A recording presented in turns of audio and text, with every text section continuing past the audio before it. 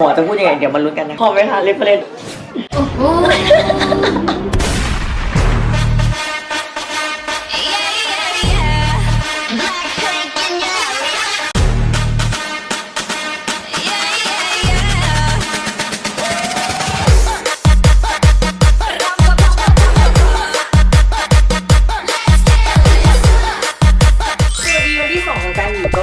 ตอนนี้ก็รู้แต่งตัวจัดเต็มเลยนะคะตอนนี้แบงค์รอเพื่อที่จะไปโรงพยาบาลนานะนะคะไปปรึกษาโครงหน้าเพื่อที่จะทำอะไรดีนะ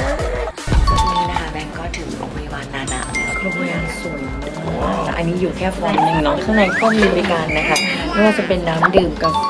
นะคะให้ทานเนาะแล้วก็มีที่ปรึกษาเนี่ยค่ะสำหรับคนไทยเนาะถ้าจะมาที่นี่ก็มีล่ามมีทุกอย่างให้สามารถติดต่อได้ที่เพจนะคะเพจนี้เลยคือก็สองคนน่าทำอะไรดีนะก็เลยไปเปิดเรฟเฟรนซ์มา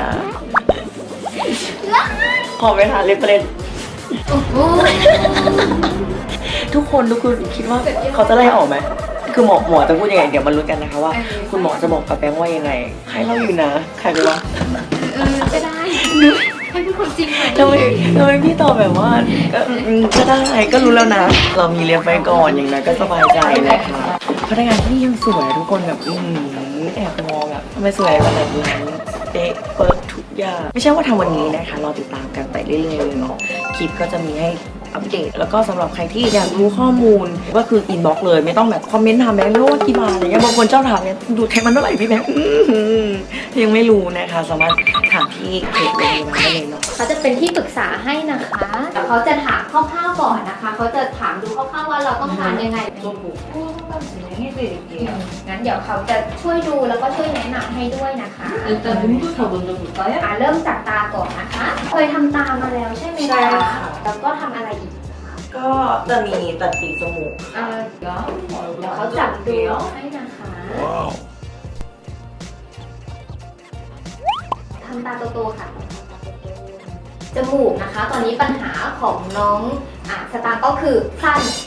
ใช่จมูกสั้นแล้วทำให้เห็นรูจมูกได้ชัดเจนถ้าสมมติทำโครงหน้านะคะก็คือระวังเรื่องการทานอาหารด้วยภายในระยะ1 เดือนนะคะต้องทานอ่อนๆอย่างนี้ทุกคนนะคะเดี๋ยวเราจะไปเห็นเที่ยวเดี๋ยวเราจะได้สแกนใบหน้าด้วยนะคะคือเป็นทั้งหมดเลยตอนนี้เราอยู่ที่ห้องเอ็กซเรย์นะคะดูโหอุปกรณ์เขาทันสมัยมากเดี๋ยวเรามาดูกันนะคะว่าใบหน้าของแบงค์เนี่ยหลังจากเอ็กซเรย์เนี่ยเป็นยังไงนะคะ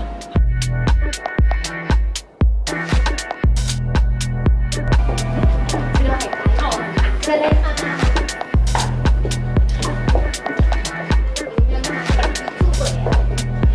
เดี๋ยวคุณหมอจะดูให้นะคะเป็นจุดนะคะตาจมูกแล้วก็โครงหน้านะคะยังไม่เคยใช้ตรงหูใช่ไหมคะยังเลยท่านจะบอกเลยเอารูปให้หมอดูได้ไหมคะรูปเลยนะตอนคุณชนเช็ครุ่นอยู่ก่อนตามที่หมอดูนะคะก็คือเส้นตา2 ชั้นของน้องสตางค์ใหญ่ไปนะคะแล้วหมอจะปรับเส้นตาใหม่แล้วก็ทำมาให้เป็นตาง่วงนอนนะคะจะปรับตาบนให้ด้วยเวลาตาเราดูสดใสขึ้นนะคะเส้นของตาก็จะดูดีขึ้นด้วยหมอจะปรับไปพร้อมกันเลยนะคะให้เข้ากับหน้าส่วนจมูกนะคะตอนนี้ปัญหาของน้องสตางค์ก็คือจมูกสั้นนะคะแล้วจับดูตรงสันจมูกจะมีห่ำด้วยนิดหนึ่งหมอแนะนำนะคะทำเป็นทรงยาวขึ้นนะคะแล้วก็ตรงกระดูกตรงสันนะคะใหญ่ไปหมอจะเหลาให้มันเรียวกว่านี้นะคะทำปลายเชิดยาวแล้วก็เรียวขึ้นค่ะตรงนี้ปลายตกนะคะมันจะยาวขึ้นแล้วก็เชิดขึ้นนะคะทรงใหม่แล้วก็ฉีดไขมันนะคะแนะนำเป็น3 จุดนะคะก็คือตรงหน้าผากนะคะอาจจะรวมมาถึงขมับด้วยแล้วก็ร่องแก้มใต้ตาเพื่อทำให้หน้าดูเด็กขึ้นมีมิติขึ้นค่ะสวยขึ้นโอเคตรงนี้นะคะจะเป็นซิลิโคนนะคะจมูกยาวมากเลยมาถึงปลายจมูกเลยนะคะถ้าทำใหม่นะคะเราจะเปลี่ยนซิลิโคนให้จะเอาเป็นซิลิโคนที่สั้นขึ้นนะคะจะใส่แต่ตรงสันส่วนตรงปลายที่เราอาจจะใช้หูมาใส่ให้นะคะ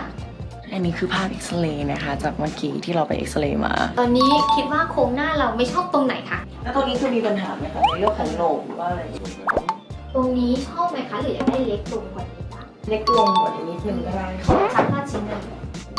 ส่วนโหนกแก้มนะคะก็ไม่ใหญ่เท่าไหร่แต่ถ้าน้องสตางค์อยากได้ให้หน้าเล็กแล้วก็เรียวกว่านี้เดี๋ยวหมอเข้าให้นิดหนึ่งเอาอย่างนี้ใช่ไหมคะใช่ค่ะ ได้ค่ะ เราเอาอย่างละนิดอย่างละหน่อยนะหนก ได้ แก้ม ค่ะ นิดแล้วก็กามหน่อยแล้วก็แตะคางให้นิดนึงโอเคค่ะ โอเคค่ะ ขอบคุณค่ะ Thank you so much นี่ได้